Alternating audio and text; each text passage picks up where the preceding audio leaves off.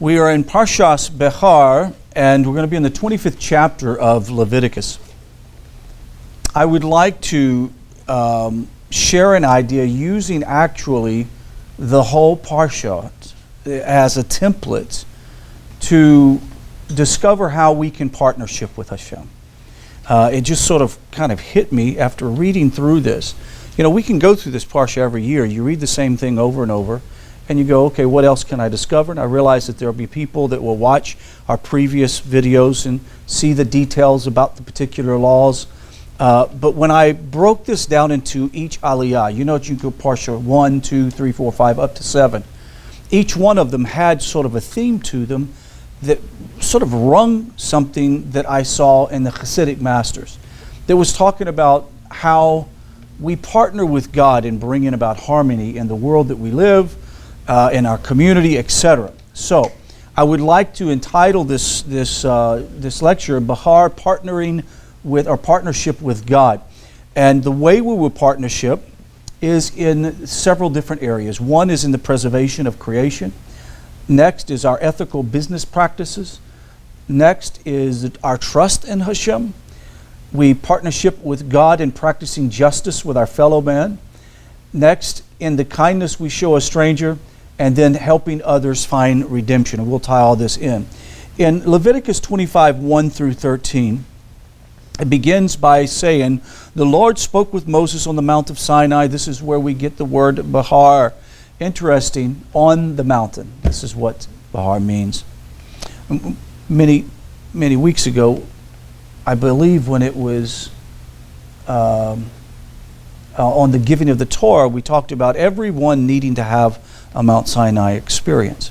And this idea of being, from the mountain we receive, every one of us, even in this modern age, the 21st century, receives from the mountain instructions from Moshe and instructions from God.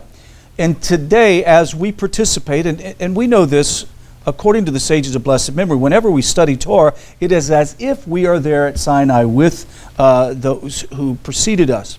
It says, speak with the Israelites and say to them, when you enter the land that I'm giving you, the land must observe a sabbatical before the Lord. Sow your fields for 6 years and prune your vineyards for 6 years. Gather the harvest, but the 7th year the land must have its sabbatical rest. That is a Sabbath before who? Hashem. So just as we are to have a Sabbath, once a week, so does the land have a Sabbath, and it is the sabbatical year. But it's not only the land, but every person that tills the soil, who is a farmer, gets a sabbatical year. Now, what benefit would there be to a farmer having a sabbatical year, besides having a year, what do they call it, when you're in education, you have a, what do they call it when you go away, and it's called a sabbatical. Yeah, it's a trick question. For my mind, it was a trick question, trust me. Right, you go off for a sabbatical. Well, think about the farmer. He doesn't have time to sit in yeshiva. He doesn't have time to study Torah. Doesn't have time to sit at the foot of great masters. But he has a whole year during the sabbatical year to go study and to go bring offerings and to do all those things that otherwise kept him very occupied. What is this sabbatical? It is preservation of creation. We all know that in a modern age in which pesticides and insecticides and all these other additives added to the soil in many ways has helped us produce a lot of food, but has not necessarily helped us produce the healthiest soil, right? Because we found that rotating crops is the best way, and giving land time to rest is even a better way. And slowly but surely, a lot of organic farms are learning how to do that and actually practicing this.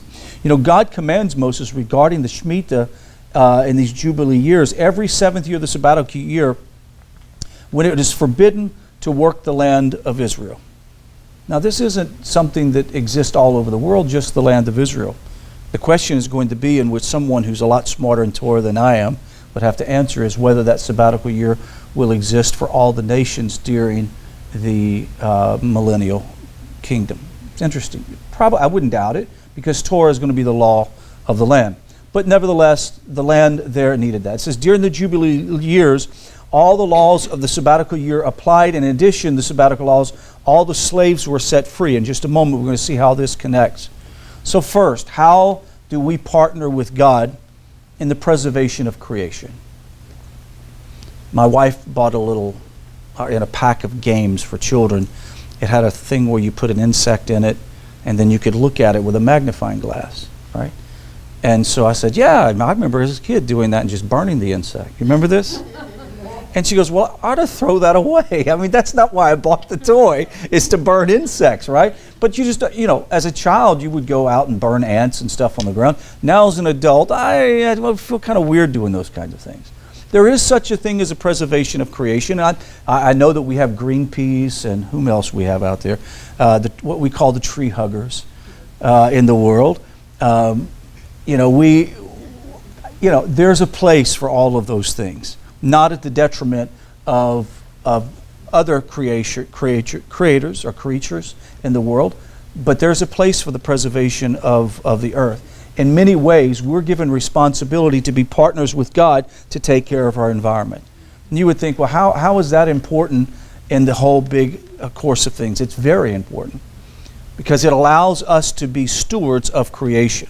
It allows us to be good stewards of creation. That's why I love to recycle. As much trouble as it takes to rinse out containers and put them in, I feel like there's something special about trying my best. And though I know the rest of the world is still polluting, at least I'm doing my best. And really, ultimately, this does come down to something that we should realize. The reason why every one of us are practicing living and serving Hashem is not because the whole world's doing it, but we want to take responsibility of doing it. Now, if we sat here and said, well, nobody in my community does this, so why should I do that? We wouldn't even think about that.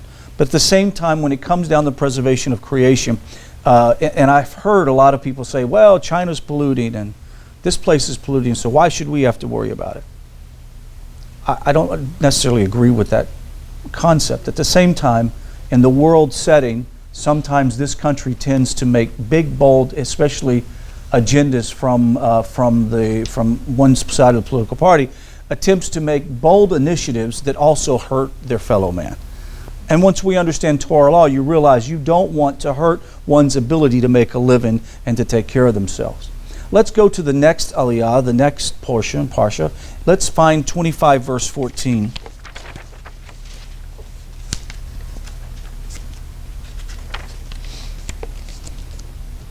He says, when you sell properties to your friend or buy from your friend, do not wrong each other. Buy from your friend according to the number of years after the Jubilee.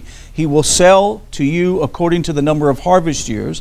The more years, the higher the price. The fewer years, the lower the price. And for he is selling you an amount of harvest. Do not wrong each other. Fear your God, for I am the Lord your God. Observe my laws, keep my rules, and do them, so that you may dwell, an interesting word, securely on the land. So our ethical practices are very important in partnering with God. During the Jubilee year, the Shemitah year, first of all, before that took place, if you wanted land to harvest and you raised the money to do it, and often you ended up working for some other farmer or vineyard to make the money to buy another parcel of land, that land has to be sold to you not at a cutthroat price or a price that's too absorbent. It has to be according to how many harvest can you get out of it before the next Jubilee year. Why was that important? Because the owner could buy it back. And when the owner bought it back, how was it determined how he would buy it? It would be based on how many harvests he got out of the thing, right? So it was based on equitable trade practices. Very, very important. And I remember a few years ago when we started seeing coffee showing up on the coffee store, where they would be like partnerships with harvesters in South America. These were very poor. What did they call that? There was a free trade, something like that, where they really took a percentage of the money to make sure it went back to help those communities, their poor communities. A fantastic idea. And we're commanded to conduct business ethically in this section. This is where we really understand that partnership with God means that I also treat the person that I'm doing business with as if he is a son of the living God or a daughter of the living God. And as aforementioned, all land reverts to the original owner during the Jubilee year, and the amount of the years remaining in the next Jubilee year must be taken into account whenever a real estate sale is conducted, and the price accordingly. The end of this section enjoins us to not to be verbally harassed or intentionally misled by our fellows. There are some societies, if you go to, I know that even in Israel, if you go to the Arab markets, they expect you to haggle, but you got to be careful how much you haggle, because there's a point to where you're driving the bargain too hard. But they kind of expect you to haggle. When you go to a car place to buy a car here in town, they don't want to haggle with you, right? They don't want to haggle. No, you can haggle. You can sort of bargain back and forth. But realistically, when we're talking about a very close society like the people of Israel when they were living in the land, everybody's related. They're all family members. And there's something to an ethical practice, how you conduct your work with them. And so this idea that there were rules that were very focused on helping each other be able to own property, to live in that property, and to not be evicted out of that property without some level of compensation. Another exemption of one of the rules that we'll read in these verses, if we continued on, is that it says the homes and the fields of 48 Levite cities always redeemable from the moment of purchase until the Jubilee. When in any event they revert to their owners, we are then commanded to assist our brethren by coming to their aid before they become financially ruined and dependent on the help of others, and also forbidden to charge interest on a loan to a fellow. So let's follow this. What would be a reason why a Levite would give up his house? A debt, right? What would be a reason why a farmer would have to give up some land? Because of a debt. Let's say that one of his cows gored another cow. And after the first warning, after the second warning, and the third, what do? They take out, and he has to pay for the damages. What if he can't afford to pay the damages? He's run up his Visa card, and he's got 2 new cars he's paying for. What does he have to do? He sells a piece of land. That selling the piece of land gives him now the opportunity in Jubilee year to redeem that land and bring it back. Why was that so important? Because people today, we have a whole economy built on digital technology. It's like in the air. It's not terra firma. It's not the earth. At that time, your way of making a living was the land. Whether you raised animals, you had grapevines, or you had olive trees, the land was your only way to make money. There wasn't plants. There wasn't industry. They didn't have a resort facility down in the Negev. It was hard work in the land. And if you sold land, you were also losing your ability to make your financial means happen. And if you had a large family and needed every square inch of land and you had to sell some of it, during the Jubilee year you could redeem that back. What do we learn that's so valuable about this concept of partnering with God? Not only does it give us an opportunity to put action to our life and really connect, but it also helps us to remember that from the very beginning, when Adam and Eve was put in the garden, God has always been about restoration and redemption. Always been. We tend to forget that God loves us. He actually really does love His creation, and that He has our better interest in mind. He actually wants us to seek Him. And at times He is seemingly far away, but we all know, according to the sages of blessed memory, God doesn't go anywhere. Now there comes a veil over our eyes where we can't see and perceive God because of our sin, but He's always there. And He really wants to have a relationship that allows you to partner with Him and seeing redemption take place. Something very rewarding when you do something in one of your actions that causes a person to draw close to God. Maybe a word that you say, a phrase, something that you do that causes a person to draw close to Hashem. I received a text this morning from a gentleman who read the quote from the Ramchal that I posted up on my Facebook. And I don't have the quote in front of me, but basically it's the quote from chapter 6, paragraph 6 of chapter 4, where it talks about what is divine service. And it says divine service is when you cleave to God and you press against the Yetzer Hara. And so this guy types me a message, a private message, and says, since leaving Christianity, I'm not really sure what divine service is, because in Christianity it defines it a certain way. And they're not too far away from understanding that. But I said it's very basic. It's about cleaving to Hashem. It's about rejecting or not allowing your evil inclination to overwhelm you. But it's more than that. It's about bringing into your space a relationship with God that is seen in your relationship with others. Walking humbly before other people, studying of Torah and implementing it. Very easy.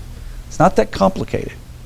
See, many people get so caught up in their religion, they forget that a relationship with God is so much easier than religion. I love the things of Judaism, but you realize your kippot and tzitzit can become idolatrous things if you don't serve Hashem with intent. See, we have to remember that intent is everything.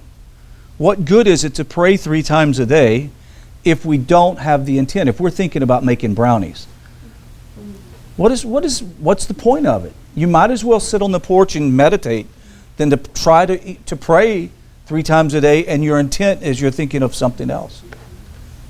How many times that you go to say the nighttime Shema and before you get it out, you've actually stopped saying it because you've thought of something else. You see, what we're talking about is a true sense of partnership. If I have a partnership with my wife, which I do, thank God, there are things that I do that demand that I do them because I have a partnership. That if any one of the other women in this community would ask me to do something, it comes secondary to what my wife says. Why? Because we have a partnership. It's a partnership. My partnership with God demands that I participate in doing the things that God loves. We often talk about we do things that we love. God does things that He loves. What does He love? He loves to see His creation and the people that He's put on this earth restored and redeemed. That's what this is about. What is the whole sabbatical year about? It's about the restoration of property, of land, the restoration of a person's sort of enslavement. It even has a connection back to Egypt to remind them, you were once in Egypt and held there many more years than you deserve. And I'm going to implement a thing to where it says 50 years, that's max. That's it. No one is going to, or 7 years, you're not going to be committed to serve another human being beyond this particular place. Meaning that a person's debt can never become so big that he can't come out of it. Now, we don't live in a society like that. I wish we did.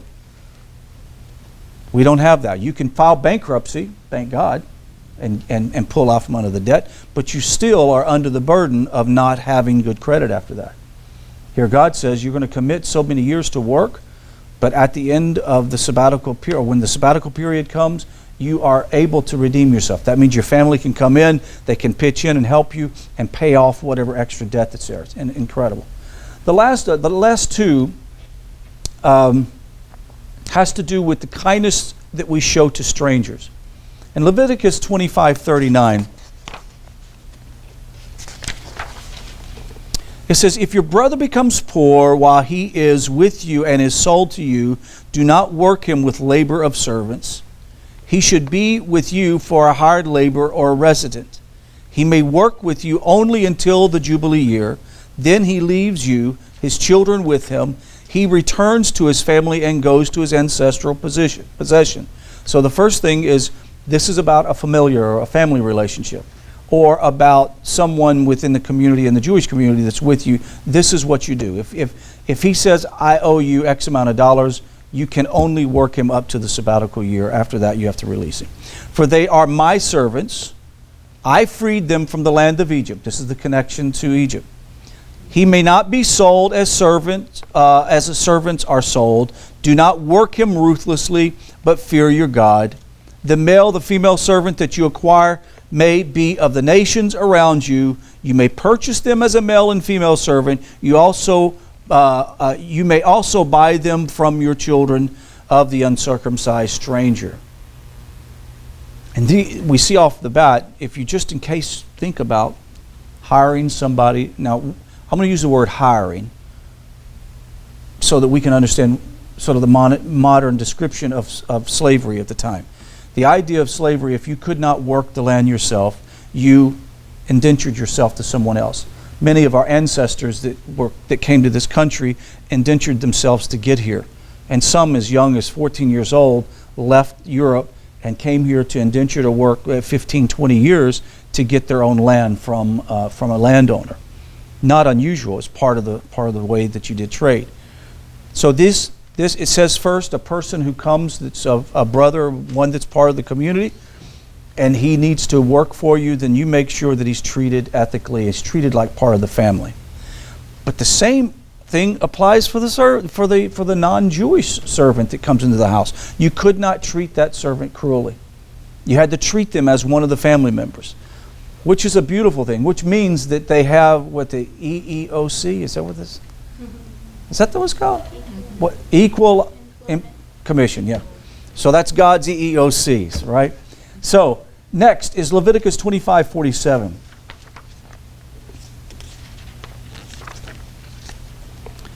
If one who is uncircumcised or a resident alien, this would be a ger toshav, prospers among you, and your brother becomes poor beside him. Now, what two people do we have here? We have the ger toshav, and we have a Jewish man, and he becomes poor beside him, meaning that at some level becomes in debt to the ger toshav, and sells himself to the uncircumcised person, meaning the ger toshav, or the resident alien with you, or a deceitful member of the convert's family. He should be redeemed after he is sold. One of his brothers should redeem him. So first we have this idea that let's say that your brother or one of the men in the community becomes indentured to this non-Jewish person, whether he's evil, righteous, good, it doesn't matter. Even though he has a great circumstance to work out his financial issues, you have to redeem him. You cannot let him work for this individual. Why? Because you're once again reminding him, or you're putting him back into Egypt. You're putting him back into Mizraim. Or his father's brother or his father's brother's son should redeem him, or any flesh relative of his family should redeem him, or any who prospers so that he may be redeemed. So it not only says first your family's responsible, even your extended family. But if you have no extended family, if somebody with means knows you, you're responsible to help get that person brought out of it. Why? Because this whole concept of redemption and to be pulled out of Egypt is a very powerful one. And at this point, God does not want his children to be enslaved anymore. It says he should compute with his purchaser the total from the year that he sold him until the Jubilee year. The sale should conform to the number of years, and the payment for the years with him should be the years of the hired labor. So it means that there is a meticulous calculation that is worked out to know how much he is to be redeemed for. The Torah prescribes a redemption process for a Jew sold into slavery, and as well as the non-Jew master. The same formula described in the fourth aliyah that we mentioned here just recently is employed. Either the slave himself or one of his relatives refunds the master the amount of the money that corresponds to the years remaining to the Jubilee, when the slave will go free even if he had not been redeemed. The section concludes with a brief mention of the prohibition against idolatry and the requirements that we observe the Shabbos and enter into the holy sanctuary. So how do we wrap this up with partnership with God? It's how we treat others, justice in the world, redeeming the land of our creation itself. And last but not least, we have no other God but the God of Abraham, Isaac, and Jacob. There is no other God. There is no idolatry. And truly, every day that you wake up, remember that you are a partner with Hashem.